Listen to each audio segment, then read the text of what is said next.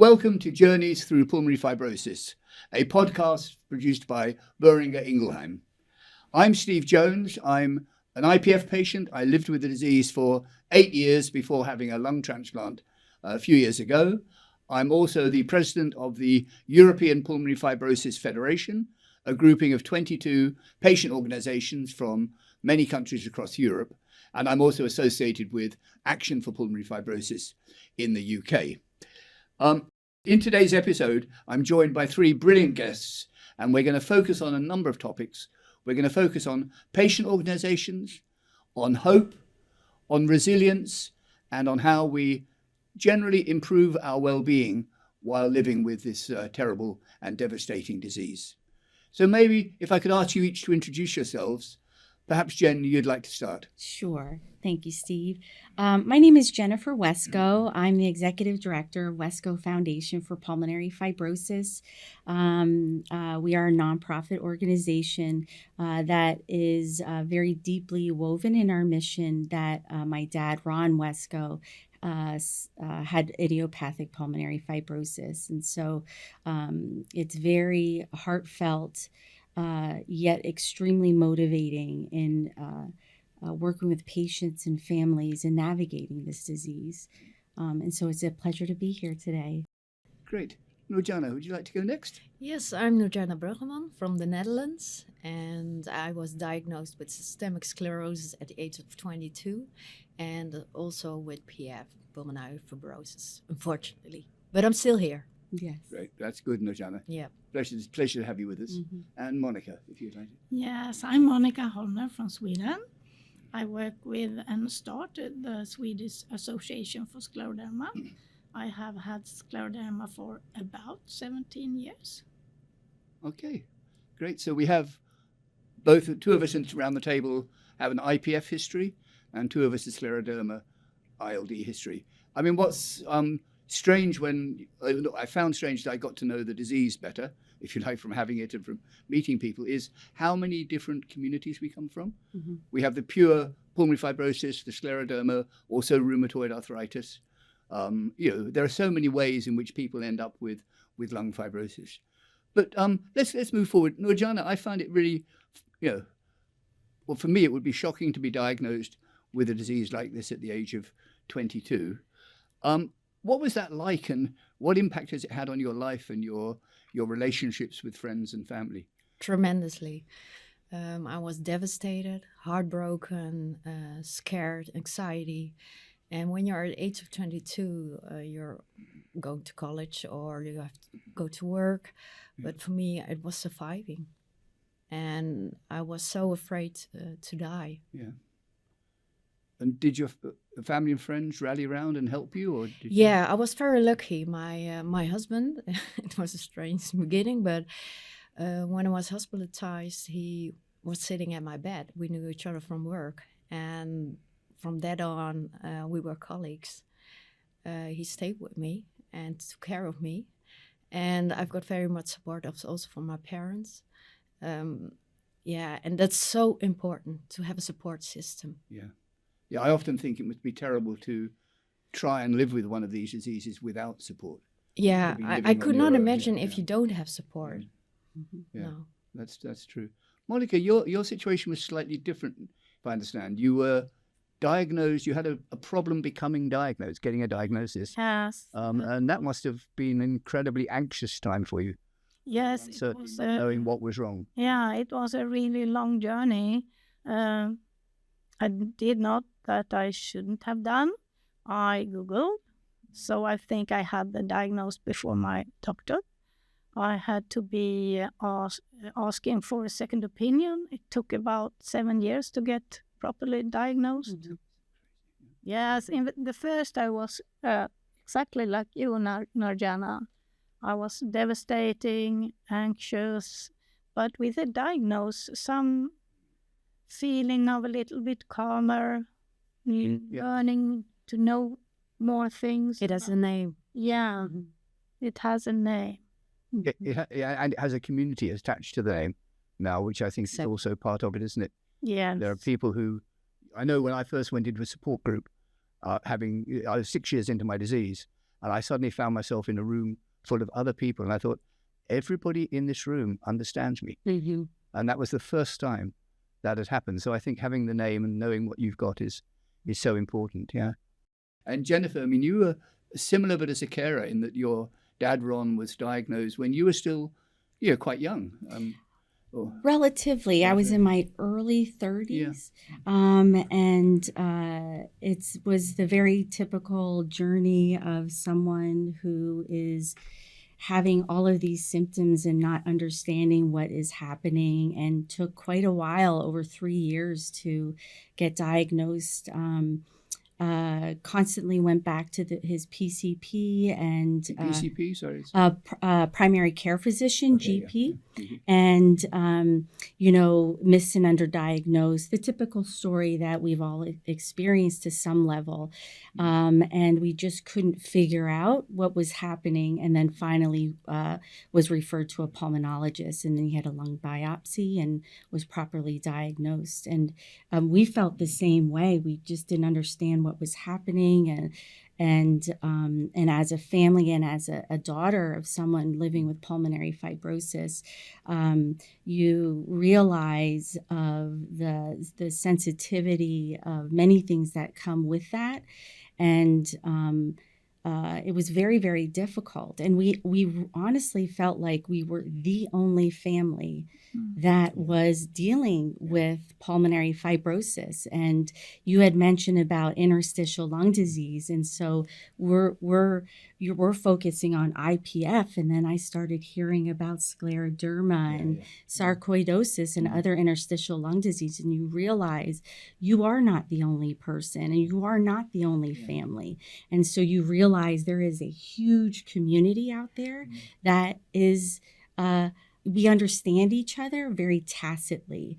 We don't have to say anything. And exactly what you've experienced, Stephen, we all have in a supportive care type of situation, that we are in a group of like-minded folks that really understand what our journey is. All very unique, but also that just commonality among all of us. Yeah. We need a word, I think, for experiencing life the same way, in a way, because we're all coming very different. We don't suffer with the multi-system or multi-organ problems that a person with scleroderma has, but the fibrosis, we all experience that the same way, irrespective of the cause of it. So that brings us together as quite a big, and I hope one day powerful community. Yes. So one question I was going to ask you as well, actually, Jen, is that when was your dad diagnosed? He was diagnosed in November of 2003, and 11 months later, on October 29th at 10:06 a.m., he succumbed to this disease. Oh, really? And so we certainly didn't realize of the magnitude that he was about to encounter. It was, and I'm sure we all can attest to this, it's a level of denial when we go through this grieving process of our life before our scleroderma, pulmonary fibrosis diagnosis, going through that grieving. And one of them, as we know, is denial, and not realizing the magnitude of what one goes through, and their care partners and their families. And I look back and hoping, or not wishing, but looking back of what we do now, of talking with care partners and saying, they are heroes. Care partners are heroes in our world and in all of our worlds. And to have that level of support is instrumental. But a care partner goes through their own unique experience of their loved one going through just tremendous journey that one goes through. Care partner goes through our own unique journey. Indeed, absolutely. I mean, back then, I know I was diagnosed in 2008, and honestly, there was nothing. No. Then there was no drugs, there were no clinical trials, there was no pulmonary rehabilitation, there were no support groups. I couldn't understand that there wasn't more out there. This is, again, 2003, 18 years ago. And so we started, common walk type of awareness type of stuff. We had a walk that talked about pulmonary fibrosis, but also remembered of what one goes through being diagnosed with IPF, interstitial lung disease. And so doing something about it is very much and finding that hope, but also finding that plan of how we can do something about this, So that's where it all started, really, of moving forward. And then it just develops into much more incentive and initiatives of making sure that no family goes through what we've gone through as a family, as a patient, as a care partner, and anybody within the support network. Yeah, I think that's absolutely right.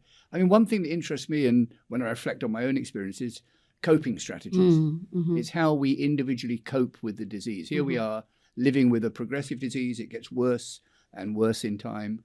You become more and more debilitated. You end up at home on oxygen, perhaps. It's really, your world starts off wide, and it's like a get funnel. isolated. It becomes smaller, and you get isolated at home. It's the word disability, I didn't realize until after I'd had my lung transplant. I suddenly thought, wow, I was actually disabled. Right. And I hadn't realized that. I just was living with the disease. But what strategies did you and your father use? Well, back in 2003, I mean, we were trying to keep our head above water in terms of what to find out there as resources. We got connected with a support group, but it was only held quarterly. 11 months did not fulfill that, and he got very sick very fast. And the ways that we managed it is a lot of talking, a lot of, as a family, parts of our family had a really hard time of seeing my dad go through this. Yeah. And so making sure that there's another level of support out there to talk to somebody. Yeah. And that's really important. And also, like I said, the support groups are very essential in this whole process. And finding that camaraderie, but also the education and supportive care. Yeah. Monica, I mean, how do you cope? How do you stay hopeful? It started in the beginning with chaos. But in time, I learned things. I started an association and could talk to other people, could see other people surviving.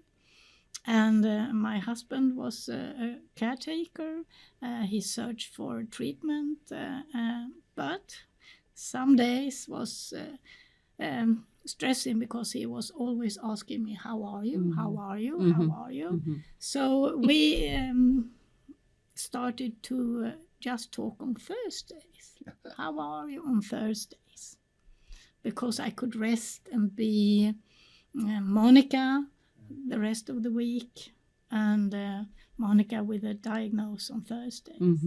Interesting. I chose not to tell anybody except my close family because I didn't want people coming up to me and saying, I didn't want people to identify me as that sick old guy. No. So nobody knew until the very end that I was, or close to my end, I recognize, which turned out to be a transplant.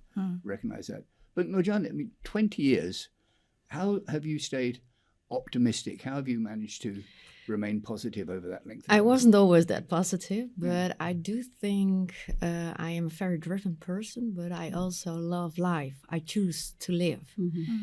And that is very important, to find hobbies, but as we also said, a support system, but also to seek professional help for the mental health and to stay active in a way, even if it's difficult. And for me, my passion is singing. So, and it's also good for the lungs. What I also found interesting, I read something on the website and I found Ikigai. And it is about finding your purpose in life. And what's the reason that you want to go out of bed? And of course, love is very important. But to find something, like Monica also said, and it's that's the passion, what drives you, what blossoms you, and what keeps you going. And you have one life. And, do whatever it takes Mm-hmm. to try and stay positive. Yes. But you see, I mean, I think I can see it from a patient perspective. I know what my wife went through.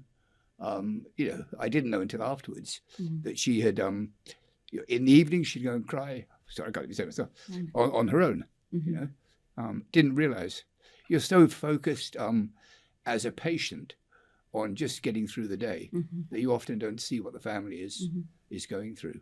We don't realize what the wider impact is on our families and how difficult and hard it is for them.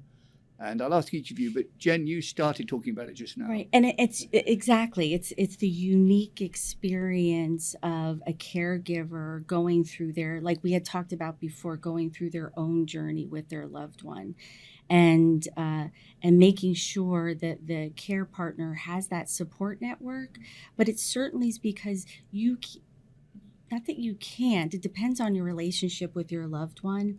But to talk about how you're feeling with your loved one, of what everybody's experiencing day in, day out, medically, emotionally, etc., you are apprehensive to really have that conversation with your loved one, because your loved one is going through so much already. So you have to be cognizant of that.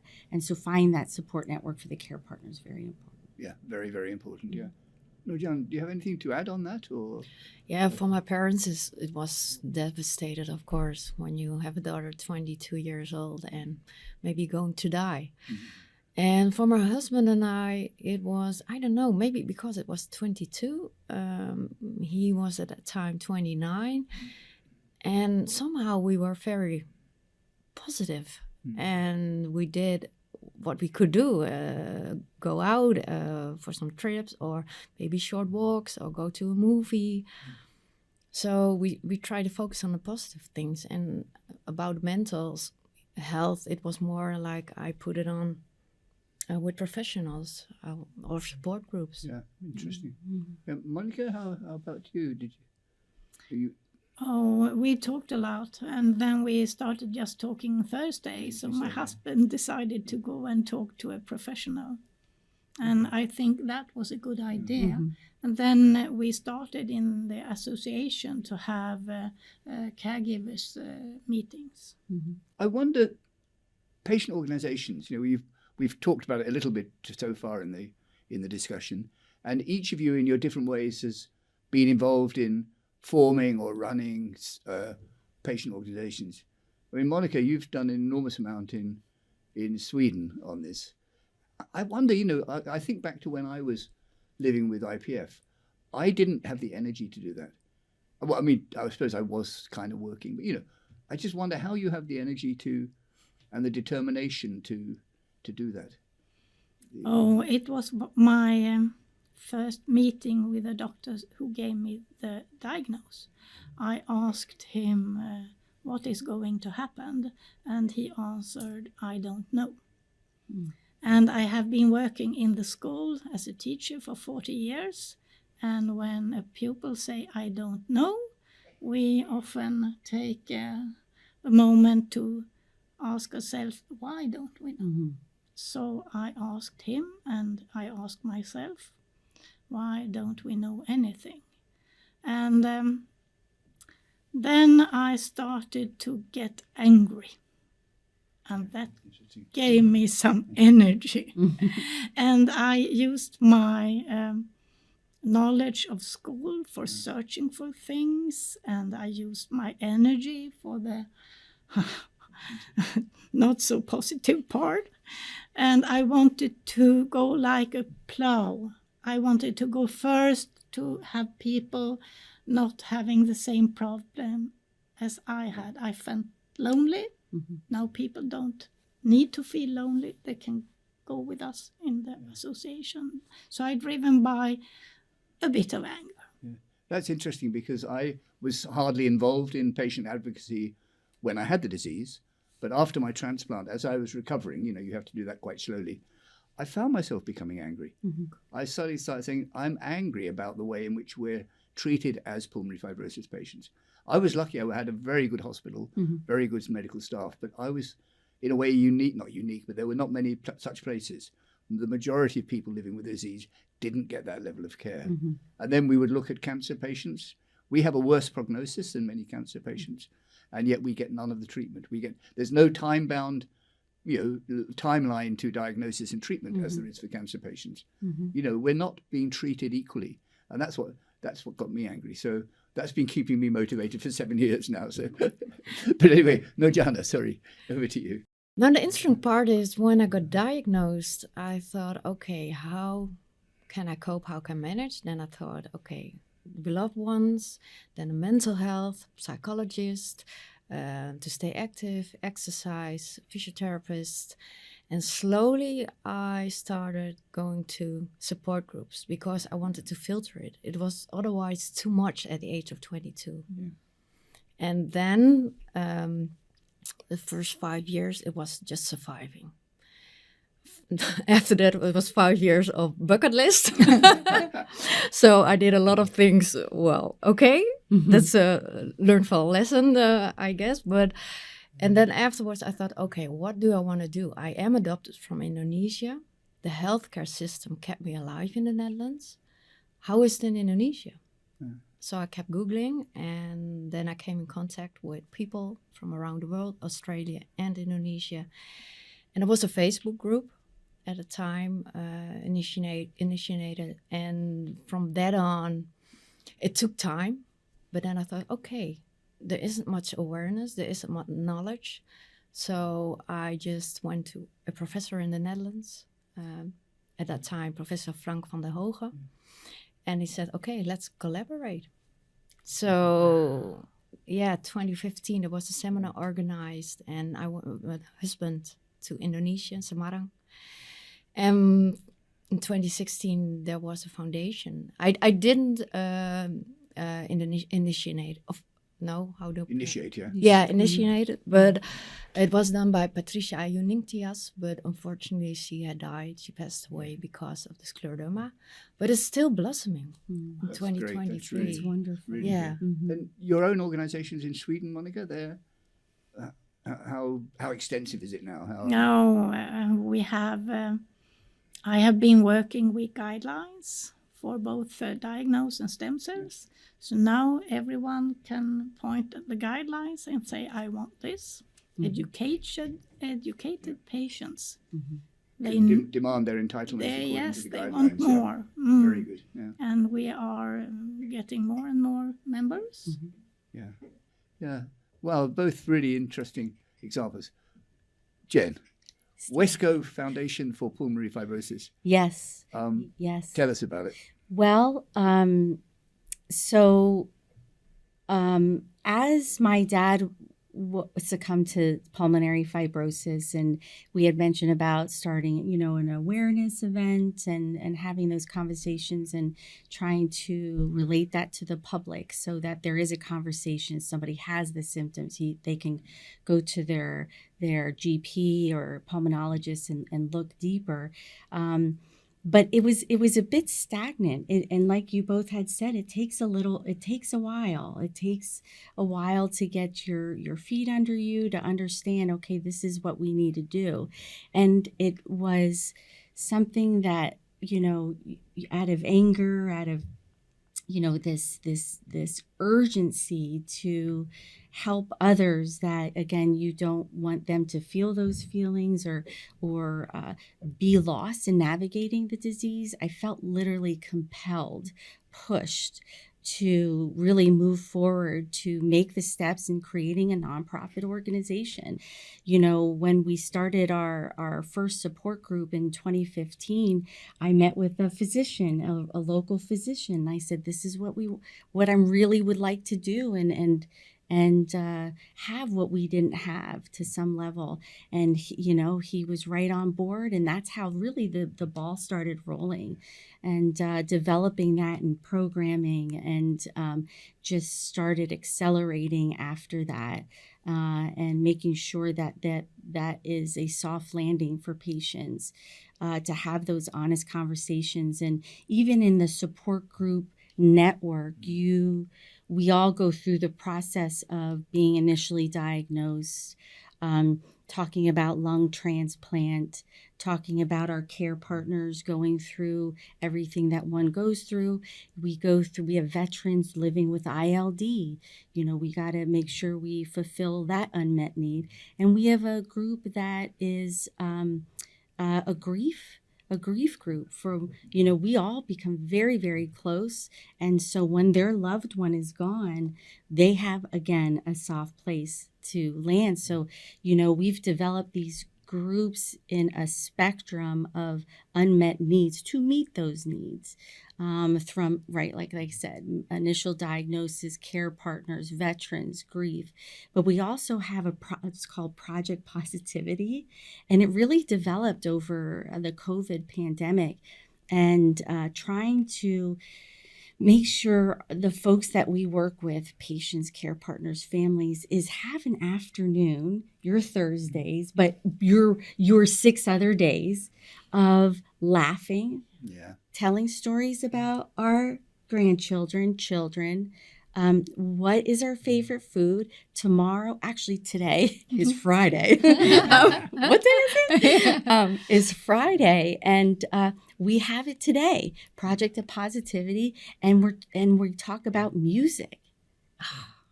And we talk about music, and we literally laugh out loud. And so that quality of life coming into play is we want to keep on honing into, is that's really our goal, is have that quality of life.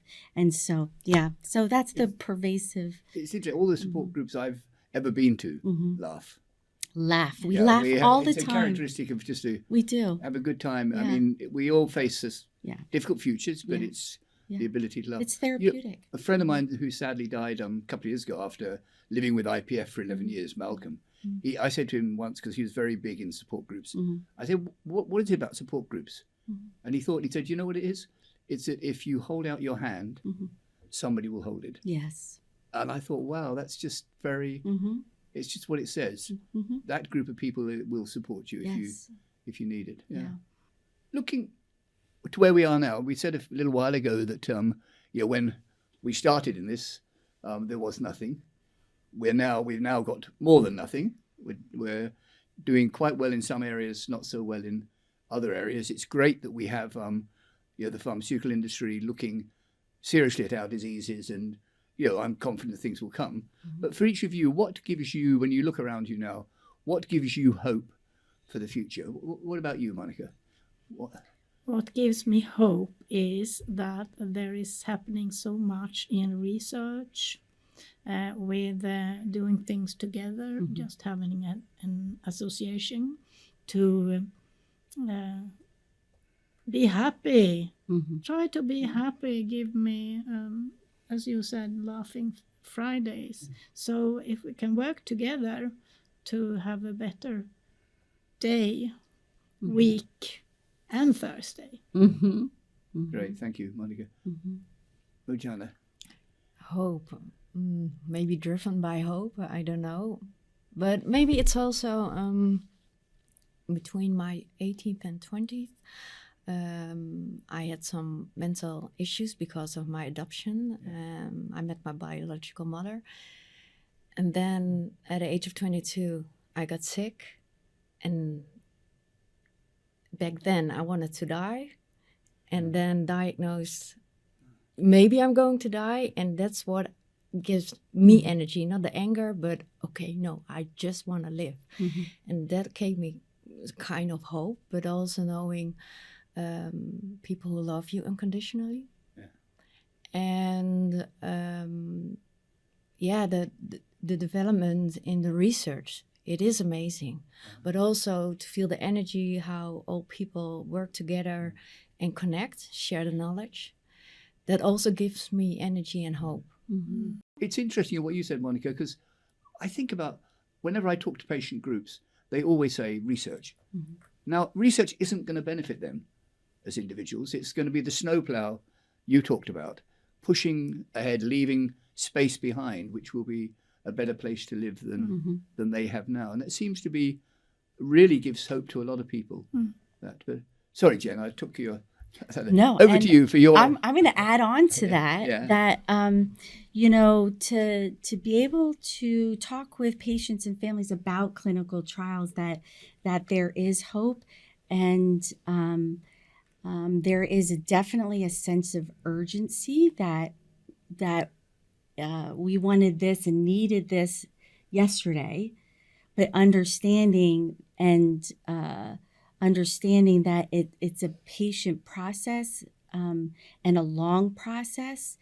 But as a patient and family, knowing part of that is altruistic, of looking to our future generations, and that one day we will find a cure. But until then, there are wonderful patient advocacies out there, and there is a place to go to. There is always a safe landing. What's encouraged me, I think, it's really happened only in the last year or two. I've heard at various conferences and congresses, doctors, the leading researchers, beginning to talk. I mean, we heard it today, the word stabilize, but the word we use is stop pulmonary fibrosis. We can, at the moment, we have drugs that will allow us to slow the path, slow the rate of descent, or the rate of deterioration, and possibly extend life by a year or two. But we need much more than that. We need something that will actually stop the disease in its tracks. And I think we're getting close. It looks like, hopefully, for me, hope would be if we could do that within the next 5 to 10 years. Right. That would be absolutely brilliant. Wonderful. Not for all patients, maybe, but for some patients, we managed to do that. So I'm basically optimistic, and I gather in your different ways we all are, yeah? Yeah. Great. Okay, that's fine. So, final word then for the podcast is about, you can either talk to your 22-year-old self, Nurjanah, or imagine a patient being diagnosed for the first time with IPF or Scleroderma, ILD, or one of the other forms of pulmonary fibrosis. What message would you want to give to the newly diagnosed patient today? What have you learned? I think literally breathe. Okay. Just breathe. And then make a plan, like the support groups, the hospital. I think, but also to learn that it's not the end most of the time. Because when you're diagnosed, newly diagnosed, I thought I was going to die. And it was realistic, statistically. But now, 23 years later, I'm still here. So it's also important to find people who survive in a way, and how to cope and to manage, how to deal with a disease. Yeah, great. Monica, what would your takeaway for newly diagnosed? I learned from my first mistake. I Googled. I will say, do not Google. Look for association, or in my country we have a state called Socialstyrelsen, and they have guidelines. Read them. I think so. I think we now have various reliable sources of information from for Scleroderma, for more generally for pulmonary fibrosis. We've got the Pulmonary Fibrosis Foundation in the US. We've got Action for Pulmonary Fibrosis in the UK. The European Federation. I'm sure Wescoe also has stuff on their website. We've got lots of sources. Go there. Don't go to the Google. I think that's a good point. And don't lose hope. And don't lose hope. Never lose hope. Right. Never lose hope. Right. Yeah. And Jen, what would yours be? So I think about this, and hope is a huge word. It's really it's a powerful word. And then I think of an action item that goes along with that. And we talked about this in our meetings before, is when you have hope, and we need hope, but what then is the plan? And that could range from anything that is helpful to you as an individual navigating the disease, and what that looks like is for you and beneficial for you. And I also think about to advocate for yourself and ask those questions when you have conversations with your healthcare providers, your pulmonologists, your rheumatologists, whomever, that you have these questions and continue that dialogue with them. And I think that's really important. And we talked a lot about patients and families and care partners being very well educated. That is a component in having those conversations. And even though we talk about our own, what we're dealing with, but it also strikes maybe something within that researcher, provider, that they acknowledge that and will then work with you or work with the patient or understand the urgency of all of this. And another part of it is I think of being mindful, of being very mindful of your life, the moments that you have a cool breeze on your face, how beautiful that is. Of just the daily things that you don't always think of. You're washing dishes, but you're washing dishes and you have the warm water on your hands, and you don't necessarily think of that, the sun on your face. But so I think of be mindful of your life and the beautiful parts of your life. And the balance in body, mind, and soul. Body, also. mind, and soul. Yeah. Exactly. Yeah. Enjoy every moment. Enjoy every moment. Yeah. Mm-hmm. No, it's great. Look, guys, thank you very much indeed. That's been a really very interesting discussion. Mm-hmm. I think I've learned an awful lot from it, and I hope that the people listening to us today have. Great. In closing, then, I'd like to thank all my guests for sharing their bravery and their amazing stories with us tonight. I'd also like to thank Boehringer Ingelheim and the Journeys in Pulmonary Fibrosis team for making these podcasts, which are extremely interesting and informative for patients and carers around the world. If you enjoyed this episode, then there are many more episodes available. Please just go wherever you find your podcast normally and look us up and you'll find them there. Oh, and if any of you would like to reach out to any of us tonight who have been on the podcast, we'd be very happy to respond to you. You can reach us through hello@boehringer-ingelheim.com. So that is boehringer-ingelheim.com. So thanks again for joining us, and we look forward to seeing you on another podcast. Thanks.